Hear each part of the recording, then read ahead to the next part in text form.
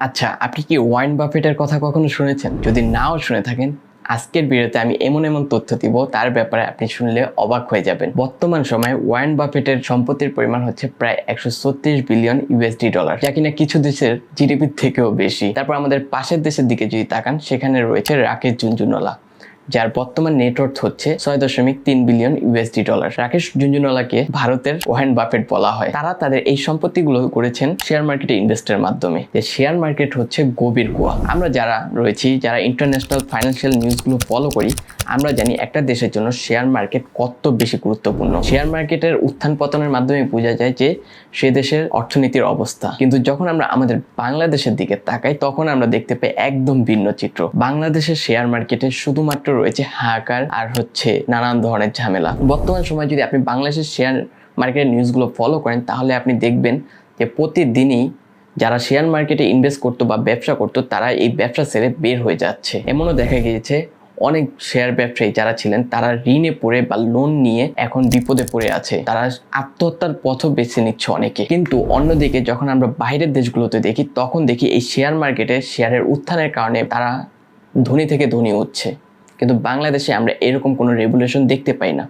এর কারণটা কি? তো আজকের ভিডিওতে কথা বলবো এই শেয়ার মার্কেট নিয়ে। শেয়ার কিভাবে কাজ করে, কিভাবে এর উৎপত্তি হলো, আর বাংলাদেশে এর সূচনা কিভাবে, আর আপনি চাইলে আপনার কষ্টে উপার্জিত টাকাগুলো এই শেয়ার মার্কেটে কিভাবে ইনভেস্ট করতে পারেন। অ্যান্ড সব থেকে ইন্টারেস্টিং ব্যাপার, আমি আমার এই বয়সে শেয়ার মার্কেট থেকে কত টাকা ইনকাম করেছি সেটাও আপনাদেরকে শেষ পর্যায়ে জানাবো। তো ভিডিওটা না টেনে শেষ পর্যন্ত দেখবেন, তাহলে অনেক কিছু শিখতে পারবেন। চলুন শুরু থেকে শুরু করা যাক। শেয়ার মার্কেট কিভাবে কাজ করে, যদি আমি খুব সিম্পলিস্টিক ওয়েতে আপনাদেরকে বুঝাই যে শেয়ার মার্কেটের কাজ কি বা কিভাবে কাজ করে, তাহলে আমি একটা সিম্পল উদাহরণ দিব আপনাদের জন্য। আপনি একজন পার্সন, আপনি আপনার এলাকাতে একটা বার্গারের আউটলেট দিয়েছেন, অ্যান্ড সেটা সময় যত যাচ্ছে এর ক্রেতার চাহিদা বাড়তেই আছে। বাট আপনার কাছে সেই রকম পুঁজি নেই যে আপনি আপনার বিজনেসটাকে বড় করবেন বা আরো বেশি এক্সপ্যান্ড করবেন। তখন আপনি একটা আইডিয়া আপনার মাথায় আসলো, বা আপনি একটা আইডিয়া করলেন যে কেননা আমার কাছে তো পুঁজি নেই, তাহলে আমি আমার ফ্রেন্ড বা আমার রিলেটিভদের কাছে যাই অ্যান্ড গিয়ে বলি, আমার আইডিয়াটা তাদের সাথে শেয়ার করি যে আমার ব্যবসার অবস্থা এত ভালো যাচ্ছে, তো তোমরা চাইলে আমার সাথে পার্টনারশিপ করতে পারো। তো আপনি সেমভাবে গেলেন তাদের কাছে অ্যান্ড বললেন যে আমার বিজনেস ভালো যাচ্ছে, তুমি চাইলে তোমার টাকা দিয়ে আমার সাথে অংশীদারিত্ব কিনতে পারো আমার বিজনেসের। মাস শেষে বা বর্ষ শেষে আমরা আমাদের প্রফিট ভাগ করে নেব। তো আপনার যারা আপনার রিলেটিভ বা ফ্রেন্ড রয়েছে, তারাও আপনার বিজনেস দেখে অনেক বেশি আগ্রহী প্রকাশ করেছে অ্যান্ড আপনার সাথে অংশীদারিত্ব নিয়েছে।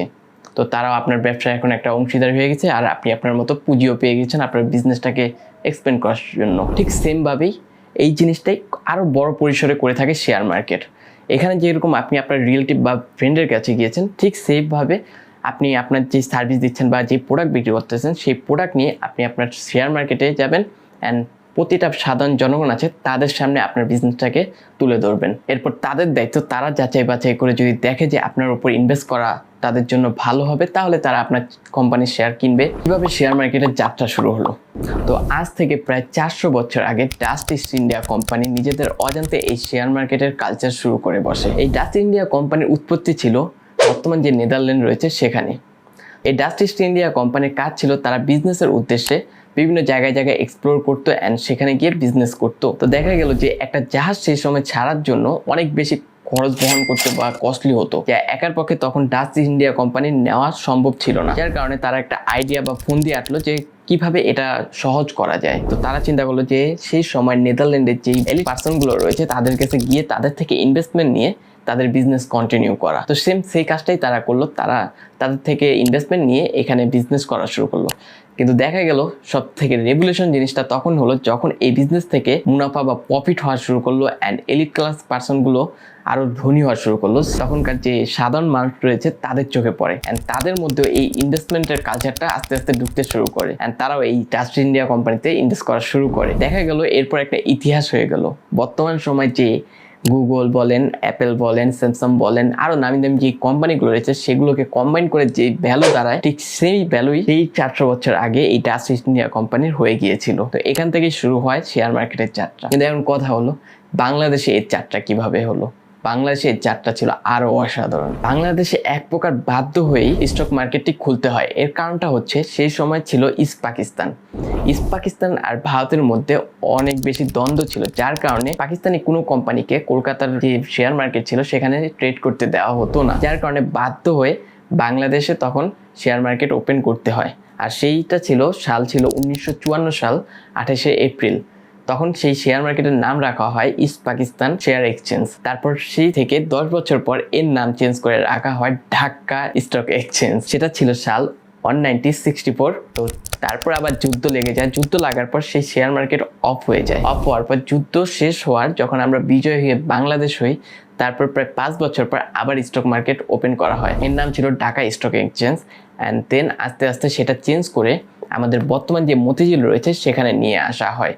তা এখন রয়েছে নিকুঞ্জতে। সেটা আবার কিছুদিন আগেও চেঞ্জ করা হয়েছে। বর্তমানে বাংলাদেশের এই শেয়ার মার্কেটে প্রায় 348টি কোম্পানি লিস্টেড করা রয়েছে।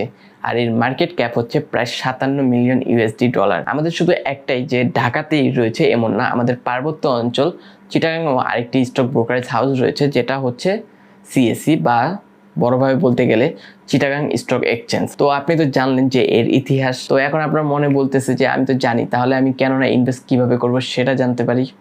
তো চলুন সেটা সম্পর্কে আপনাদেরকে জানাই। তো আমি কিভাবে আমার এই টাকাগুলোকে শেয়ার মার্কেটে ইনভেস্ট করতে পারি। তো এটা প্রসেস হচ্ছে একদম ইজি। এর জন্য সর্বপ্রথম আপনাকে একটা বিও অ্যাকাউন্ট লাগবে।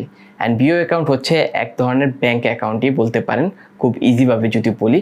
সেখানে আপনার যে শেয়ারগুলো কিনবেন সেটা থাকবে, বা আপনি যে টাকা ডিপোজিট করবেন সেটাও থাকবে। এই বিও অ্যাকাউন্ট খোলার জন্য আপনাকে ব্রোকারেজ হাউসের সঙ্গে যোগাযোগ করতে হবে। বাংলাদেশে প্রায় 308টি ব্রোকারেজ হাউস রয়েছে লাইসেন্স প্রাপ্ত, তাদের সঙ্গে আপনি যোগাযোগ করতে পারেন। অ্যান্ড সব থেকে মোস্ট ইম্পর্টেন্ট, আপনার এনআইডি কার্ড থাকতে হবে, পাসপোর্ট থাকতে হবে, অথবা তারপর আপনার একটা কারেন্ট ব্যাংক অ্যাকাউন্ট থাকতে হবে। এটা 100% শিওর আপনার রাখতেই হবে, তা না আপনি বিও অ্যাকাউন্ট খুলতে পারবেন না। তারপর আপনি আপনার যে কারেন্ট অ্যাকাউন্ট, আপনার এনআইডি কার্ড নিয়ে আপনি যে কোনো একটা ব্রোকারেজ হাউসের সঙ্গে যদি যোগাযোগ করেন, তারা আপনার এই বিও অ্যাকাউন্টটা খুলে দিয়ে দেবে। এই বিও অ্যাকাউন্ট খোলার পর আপনি ব্রোকারেজ হাউসের মাধ্যমে আপনি যে কোনো কোম্পানি বাছাই করে তাদের শেয়ারগুলো কিনতে পারবেন।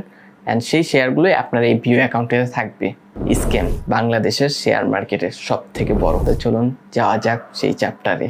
সালটা ছিল 2011। একটা ভয়ঙ্কর দিন পার করেছে বাংলার মানুষেরা। সেই সময় ভাবতেও পারেনি যে বাংলাদেশে এরকম কোনো স্ক্যাম হবে। সেই সময় দেখা গেল যে কত মা তার সন্তানকে হারিয়েছে, কত স্ত্রী তার স্বামীকে হারিয়েছে, কত সন্তান তার বাবাকে হারিয়েছে। যারা নিজেদের লোন রেখে বাড়ি কিনেছিল তাদের বাড়িও বিক্রি করতে হয়েছে। একদম রাস্তায় বসিয়ে দিয়েছিল একটা স্ক্যাম। বাট দেখা গেল যে যারা কালপিট ছিল তাদেরকে ধরাও পড়েছে, তাদের দোষও পাওয়া গেছে। বাট তাদেরকে কোনো কিছু করা সম্ভব হয়নি তাদের ক্ষমতার কারণে, তাদের টাকার কারণে।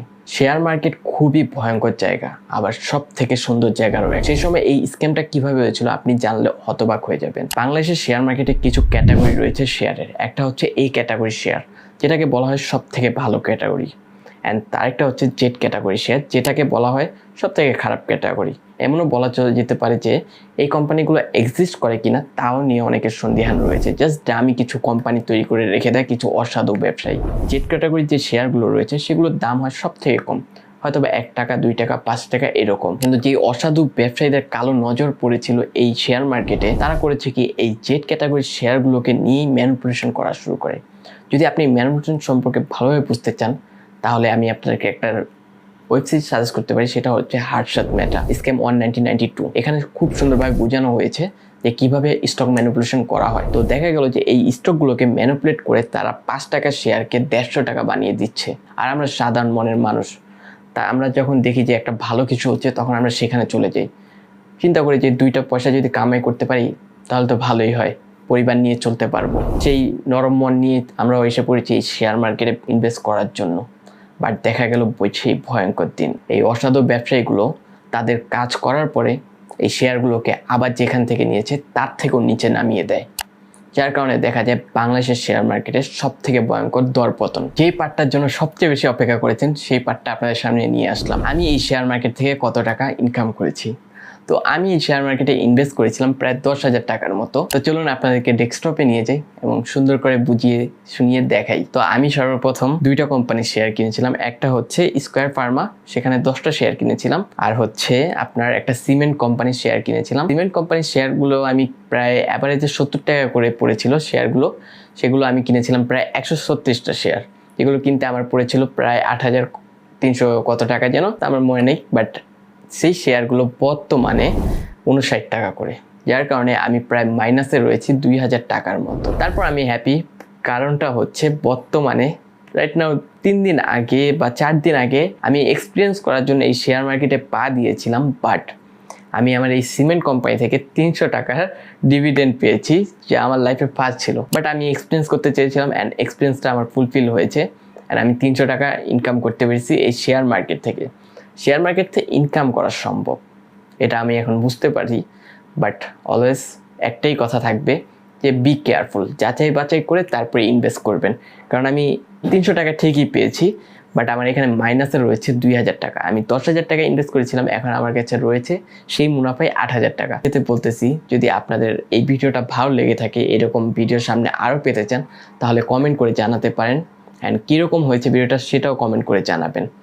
আর যদি এইরকম আমাদের ভিডিও আরও সামনে পেতে চান, আমরা আরও বই রিভিউ দিয়ে থাকি, আগে বলে নিই, যদি এরকম ভিডিও পেতে চান তাহলে একটা সাবস্ক্রাইব দিয়ে আমাদের পাশে থাকতে পারেন, আমরাও একটু মোটিভেশন পাই তাহলে। অ্যান্ড একটা লাইক দিবেন, শেষ পর্যন্ত দেখেছেন তাহলে বুঝবো যে আপনার কাছে ভিডিওটা ভালো লেগেছে। আমি চেষ্টা করেছি আপনাদেরকে সুন্দর করে বা সহজভাবে বোঝানো, তো পেরেছি কিনা সেটা আপনারা কমেন্ট করলেই বুঝতে পারবো। তো যেতে যেতে বলি আসসালামু আলাইকুম, ভালো থাকেন, সুস্থ থাকেন, আল্লাহ হাফেজ।